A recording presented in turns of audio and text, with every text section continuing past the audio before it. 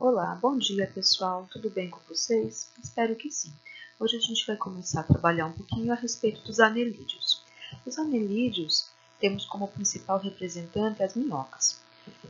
Esses representantes possuem o corpo mole, formado por uma série de anéis, característica que deu origem ao nome do filo, anellus, que do latim significa pequeno anel. Os anelídeos podem ser encontrados em diferentes ambientes, como mares, rios, lagos e solo úmido, e também relacionar-se com outros seres vivos, como por meio do parasitismo.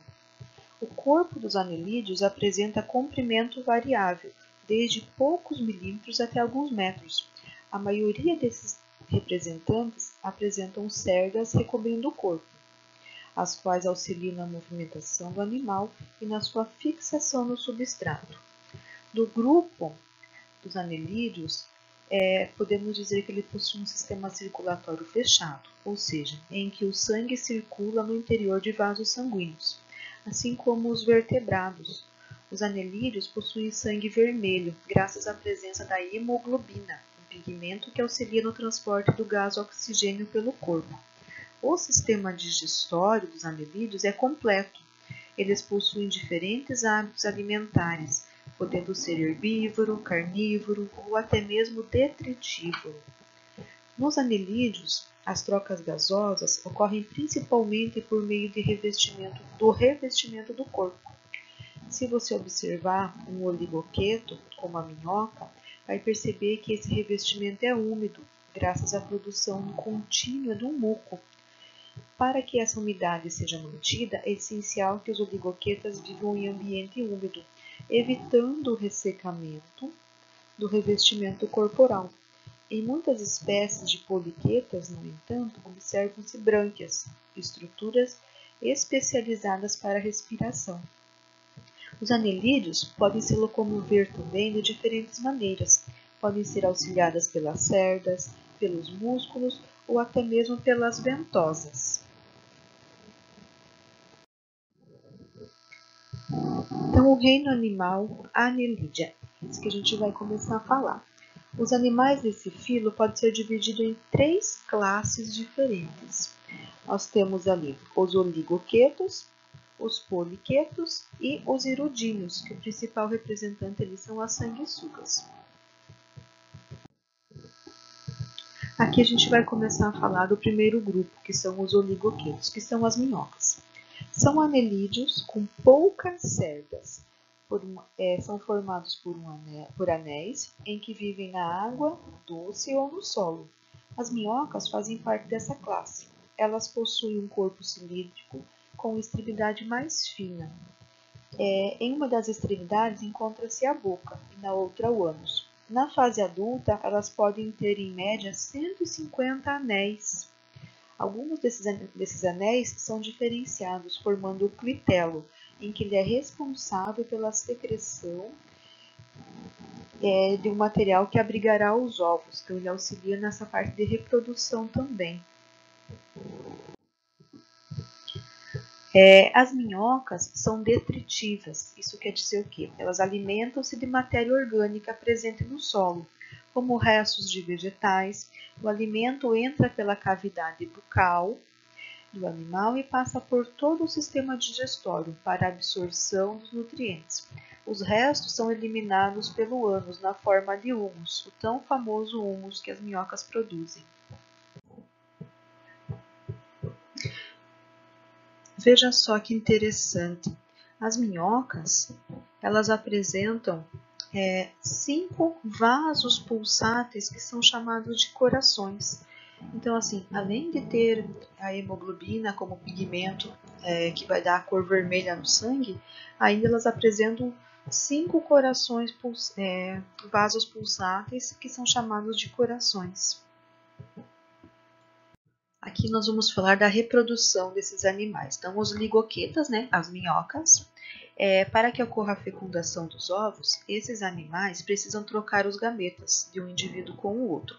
Vou explicar esse ciclo aqui agora para vocês entenderem como acontece esse ciclo. 2 minhocas, começando aqui o ciclo, né? 2 minhocas emparelham seus poros genitais e liberam os espermatozoides que são trocados entre esses indivíduos. Em seguida, os animais se separam e ocorre a produção de um casulo por uma região chamada clitelo. Nesse casulo são liberados os óvulos. O casulo desliza pela parede do corpo e recebe os espermatozoides provenientes do parceiro. Esses espermatozoides fecundam os óvulos presentes no casulo. O casulo, com os ovos fecundados, continua a percorrer a parede do corpo do animal, passando por sua cabeça até ser eliminado no solo. No solo, os embriões utilizam os nutrientes presentes nos ovos para se desenvolver. Após algumas semanas, indivíduos jovens e semelhantes aos adultos eclodem dos ovos. Esse tipo de desenvolvimento, em que os juvenis são semelhantes aos adultos, é chamado de desenvolvimento direto. Então, esse é o modo de reprodução dos oligoquetos, das minhocas. As minhocas são de grande importância para o solo e para as plantas.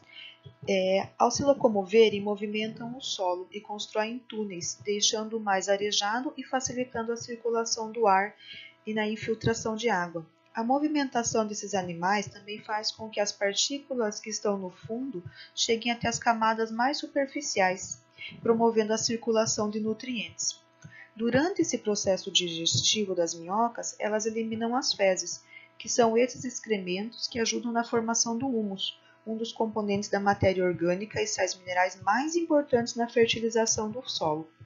Devido a essa importância, desses seres vivos para o solo, as plantas essas minhocas são muito utilizadas para a agricultura, pois elas liberam o humus que vai fortificar o solo.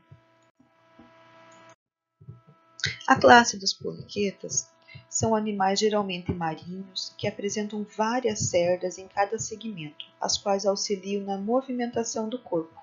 Eles possuem tentáculos na parte anterior do corpo que auxilia na sua alimentação. Diferente dos oligoquetos, os poliquetos não possuem clitelo, portanto, eles não são hermafroditas, eles são animais de sexo masculino e feminino. E eles passam pela fase larval antes de chegar na fase adulta. Hirudíneos ou aqueta. Aqueta porque tem a ausência de cerdas. São os anelídeos que possuem o corpo levemente achatado e que não apresentam nenhuma cerda.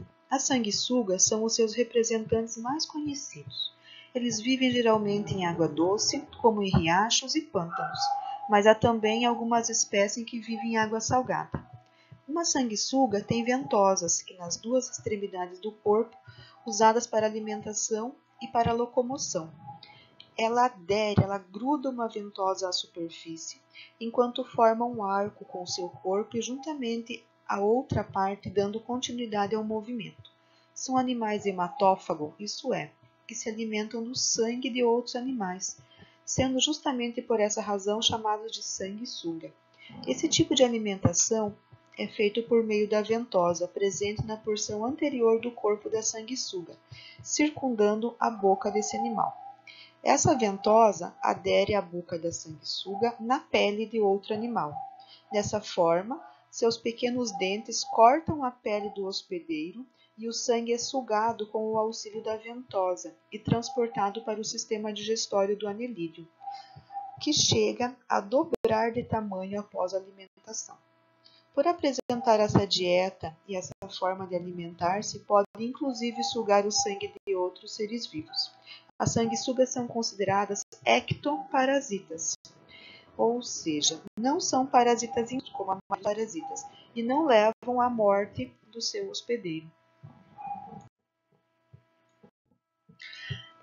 Desde a Grécia Antiga, as sanguessugas eram utilizadas para extrair sangue de pessoas doentes, a fim de diminuir a dor e o inchaço da região afetada. As sanguessugas produzem algumas substâncias químicas que auxiliam nesse processo. Uma delas impede que o sangue coagule, garantindo que o sangramento continue e reduzindo o acúmulo de líquido no local. A outra é um anestésico e diminui a sensação de dor.